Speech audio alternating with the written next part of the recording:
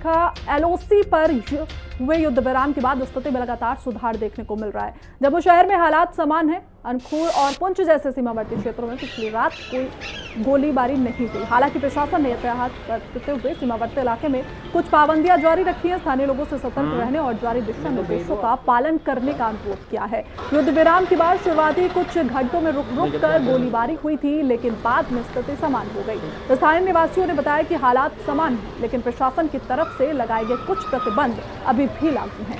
आपकी टेलीविजन पर ये 5 तस्वीरें हैं। तो ये देखिए 6 तस्वीरें आपके सामने हैं। जम्मू, सांबा, राजौरी, पुंछ, उधमपुर और फिरोजपुर से ये तस्वीरें हैं। बस 2 दिन की शांति है। उससे पहले जितने भी ड्रोन इन्होंने चलाए हैं वो सब हमारी आर्मी ने गिरा दी है। इससे अभी थोड़ा आस्ता आस्ता माहौल शांत लग रहा है। तो ऐसे ही शांति बनाए रखे तो अच्छी बात है। तो इंडियन आर्मी कर रही है, अच्छा कर रही है। हम तो घर पे रहते हैं, ऊपर देखते हैं सुबह शाम, रात को ही ज्यादातर देखते हैं कि वो आते ड्रोन आते हैं, ये उड़ाते हैं, बच्चे हमारे डरते हैं। लेकिन इंडिया आर्मी जिंदाबाद है। इंडियन आर्मी ने बहुत कुछ किया हमारे लिए। हम घर पे सोते हैं, ये बॉर्डर पे हमारी रखवाली करते हैं। हम इनको जिंदाबाद ही बोलेंगे। पाकिस्तान देखो, पाकिस्तान तो हम बहुत देर से देख रहे हैं। मेरी 50 साल उम्र हो रही है, मैंने पाकिस्तान को देखा। आतंकवाद 90 में फैला हुआ है, 89 में फैला हुआ था। तो तब से ये हमारे इधर आतंकवाद भेजते हैं, जाते हैं। हम क्या, हमारे आर्मी जवान मरते हैं, हमारे सिविलियन मरते हैं, हम उनको मारते हैं। ये अभी तो ये सुधरने वाले तो है नहीं है। मोदी साहब ने उस दिन परसों रात को बोला था कि ये जो भी किया है, जो करेंगे, गोली का जवाब हम गोले से देंगे। लेकिन एक बार देना चाहिए इनको, क्योंकि ये सुधरेंगे नहीं। ये आज भी देखो हमारा बॉर्डर खाली होगा। ये हमारा बॉर्डर जितना भी है, जैसे सारे लोग डिस्टर्ब है, कोई मंदिर में बैठा, कोई कहीं बैठा हुआ है। इसीलिए हम चाहते हैं कि ये एक बार जो काम होना हो जाना चाहिए। हम 3 भाई हैं, तीनों भाइयों ने इकट्ठे ही मकान बनाए थे हमने। हमारे फादर साहब की अभी जस्ट ही कोई अभी 3 मंथ हुए हैं डेथ हुए। तो पहले भी शेलिंग होती रही है, 2002 में भी हुई है, उससे पहले 4-5 में भी होती रही है पहले भी, लेकिन शेलिंग होती रही, हमने घर कभी नहीं छोड़ा अभी तक। ये फर्स्ट बार इस बार हुआ कि जो हम घर छोड़ के गए हैं, और नहीं जाने की वजह से ये है कि अगर नहीं जाते तो जितने बंदे अगर अदर घर में होते तो सभी के सभी डेड हो जाने थे।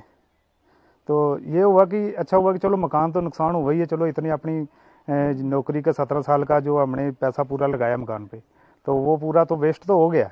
चलो ये है कि चलो इंसान की ज़िंदगी रहेगी तो सब कुछ इंसान कर सकता है।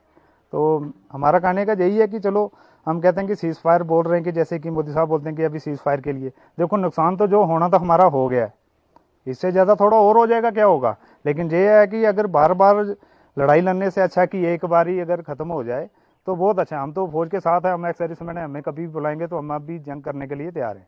तो हमारा यही है कि अगर सीज फायर अभी करने का कोई फ़ायदा नहीं है गवर्नमेंट को, क्योंकि पाकिस्तान तो अपनी हरकतों से बाज नहीं आएगा। उसने तो अपने मिलिटेंटों को बंद करना नहीं है, और आए दिन उसने लोगों को फिर तंग करना है। गांव के लोग जितने तंग होते हैं इतना तो जो गांव वाले झेलते हैं उन्हीं को पता है। ये शेलिंग जो है सुबह 5 बजे हुई, कम से कम यहाँ पर 50 गोले पड़े हैं, जिसकी वजह से ये काफ़ी पूरे मोहल्ले को नुकसान हुआ है। हम तो गवर्नमेंट से यही अपील करते हैं कि पाकिस्तान को छोड़ना नहीं चाहिए, जैसे किया है उसी तरीके से रखना चाहिए, क्योंकि वो मिलिटेंसी से बाज नहीं आएगा और हमारा नुकसान इसी तरीके से होता रहेगा। हम तो बार बार गवर्नमेंट से अपील करते हैं कि अभी सीज फायर नहीं होना चाहिए। हमारा तो जो नुकसान होना था हो चुका है, और हम जो एक्स सर्विसमैन हैं, हम फौज के साथ खड़े हैं, कंधे से कंधा मिलाकर खड़े हैं। सबसे पहले तो मैं मोदी साहब को बहुत धन्यवाद देना चाहता हूँ, जिन्होंने ये आतंकवाद पाकिस्तान के मुताबिक ये अभियान चलाया है, और ये जारी रखना चाहिए और पीओके को लेना चाहिए।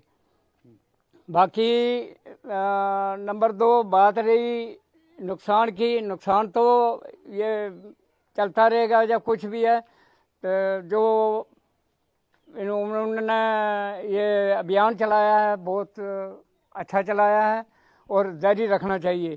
3 बार हमारे में हमला हुआ इस जगह में, वो सबको बोला हमारा बंकर। किसी ने नहीं सोचा कि इनका बंकर बनाना है, इनके बच्चे हैं।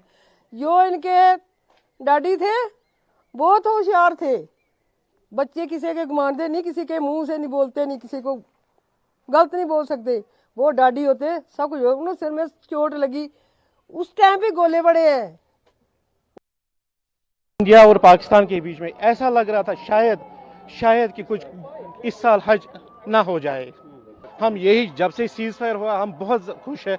हम अल्लाह से दुआ गो है हमेशा इन दो मुल्कों के बीच में हमेशा ऐसे अच्छे ताल्लुकात बने रहे।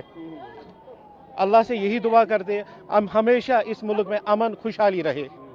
इंशाल्लाह सबके लिए दुआ करेंगे। अल्लाह ताला इस सारे मुल्क को, हमारे मुल्क को, हर किसी को, मुसलमान को जहाँ पे अमन और शांति में रहने की तौफीक अता करे।